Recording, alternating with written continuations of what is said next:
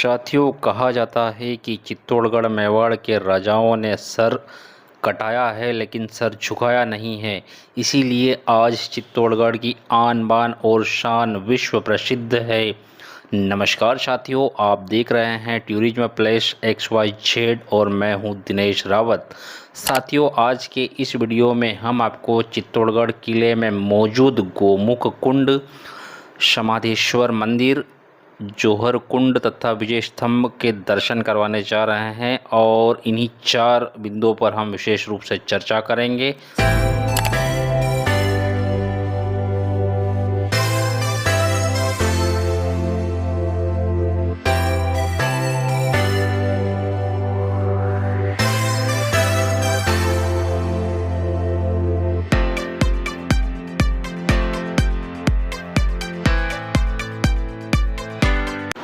साथियों, जैसा कि मैं आपको बता चुका हूं कि चित्तौड़गढ़ किले की यात्रा करने के लिए सबसे महत्वपूर्ण समय होता है जुलाई, अगस्त, सितंबर, अक्टूबर, नवंबर, दिसंबर, जनवरी और फरवरी। इन महीनों में आप इस जगह की यात्रा का प्लान कर सकते हैं क्योंकि इस दौरान यहाँ का तापमान कम होता है। बाकी इसके अलावा यदि आप अन्य समय में यहाँ की यात्रा करते हैं तो यहाँ का तापमान काफ़ी अधिक होता है, जिससे आपको परेशानियों का सामना करना पड़ सकता है। चित्तौड़गढ़ की यात्रा आप सड़क मार्ग, रेल मार्ग और हवाई मार्ग के द्वारा तय कर सकते हैं। यहाँ पर सबसे नज़दीकी हवाई अड्डा उदयपुर है, जो चित्तौड़गढ़ से मात्र 70 किलोमीटर की दूरी पर स्थित है।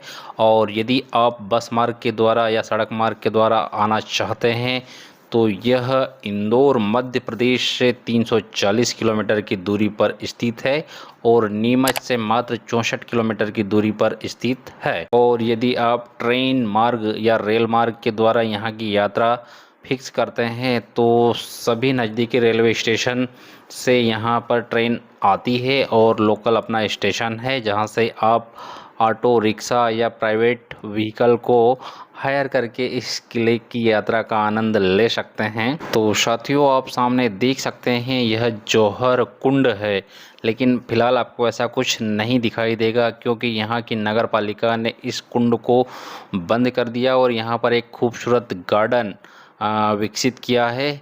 और ये आप देख सकते हैं सामने समाधेश्वर मंदिर है, जहाँ पर ब्रह्मा, विष्णु और महेश की मूर्ति लगी हुई है।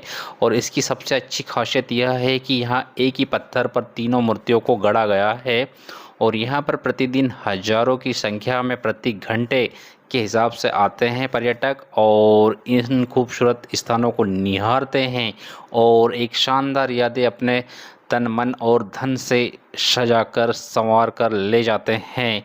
और आप देख सकते हैं ये मैं खुद हूँ और ये मेरी कार्बन कॉपी हनी और मेरी धर्मपत्नी माही है। और यहाँ पर हमने गाइड को हायर किया था, लेकिन उनकी आवाज़ इस वीडियो में नहीं आ रही है, इसलिए हमने वॉइस ओवर की है। तो साथियों, आप देख सकते हैं ये पीछे समाधेश्वर मंदिर है, जो कि अत्यंत प्राचीनकालीन मंदिर है। साथियों, समाधेश्वर मंदिर एक हिंदू मंदिर है और इसका निर्माण राजा भोज ने 11वीं शताब्दी में करवाया था, ऐसा माना जाता है। साथियों, मैं बताना चाहूँगा कि यहाँ के इतिहासकारों के मुताबिक 26 अगस्त 1303 को रानी पद्मिनी ने हजारों क्षत्रियों के साथ जौहर की आग को गले लगाया था। सुप्रसिद्ध कवि मलिक मोहम्मद जायसी ने उनकी रचना पद्मावत में सन 1540 में इसका उल्लेख किया है, जिसमें चित्तौड़ के राजा रतन सेन एवं रानी पद्मावती के प्रेम विवाह और विवाह के बाद का जीवन चित्रण किया है। रानी पद्मिनी ने अपनी मर्यादा एवं कुल की रक्षा के लिए 1600 रानियों के साथ जौहर किया। यहाँ प्रतिवर्ष जौहर करने वाली वीरांगनाओं को श्रद्धांजलि देने के लिए चैत्र कृष्ण एकादशी को शोभा यात्रा निकाली जाती है एवं जौहर स्थल पर यज्ञ तथा हवन किया जाता है। चित्तौड़गढ़ को प्राचीन काल में चित्रकूट के नाम से भी जाना जाता था। जौहर एक ऐसी रस्म थी जिसमें राजपूत महिलाएं किले की रक्षा के दौरान उनके पति द्वारा वीरगति को प्राप्त होने के पश्चात अपनी मर्यादा की रक्षा तथा दुश्मनों के हाथों अपमानित न हो, इसलिए जौहर कुंड में कूदकर आत्महत्या कर लेती थी।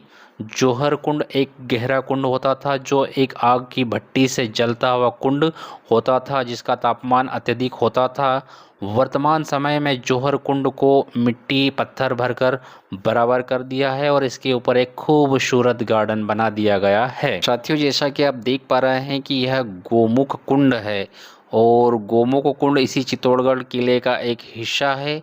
चित्तौड़गढ़ 180 मीटर ऊंची पहाड़ी पर 700 एकड़ भूमि में फैला हुआ तथा 13 किलोमीटर की आड़ी टेढ़ी दीवारों से कवर एक शानदार किला है जिसमें छोटे बड़े कुल 84 यानी 84 कुंड पानी के हैं, जिसमें बारिश के समय पानी एकत्रित होता है और अन्य समय में इस पानी का उपयोग प्राचीन काल में यहाँ के राजा महाराजा और यहाँ के रेजिमेंट द्वारा उपयोग किया जाता था।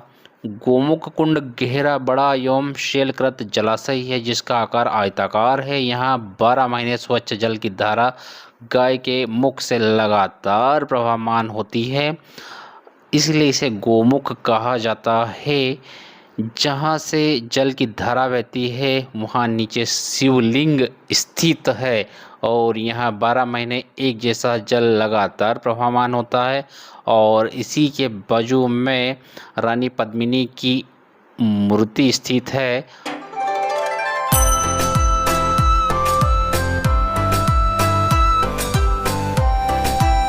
साथियों, आप देख सकते हैं यहाँ गोमुंड के ठीक बाजू में लगा हुआ समाधेश्वर मंदिर है जहाँ पर एक ही चट्टान को काटकर ब्रह्मा विष्णु और महेश की मूर्ति को उकेरा गया है, बनाया गया है।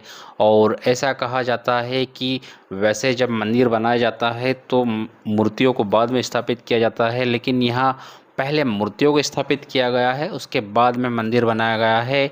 और इसके पीछे का कारण यह बताया जाता है कि मूर्तियों की जो ऊंचाई है वह करीब 7 फीट ऊंची है और काफ़ी चौड़ी है और यदि मंदिर बनने के बाद इन मूर्तियों को स्थापित करने में काफ़ी परेशानियों का सामना करना पड़ता है, इसलिए इन्हें पहले से ही यहाँ पर बनाया गया है और स्थापित किया गया है, बाद में मंदिर बनाया गया है।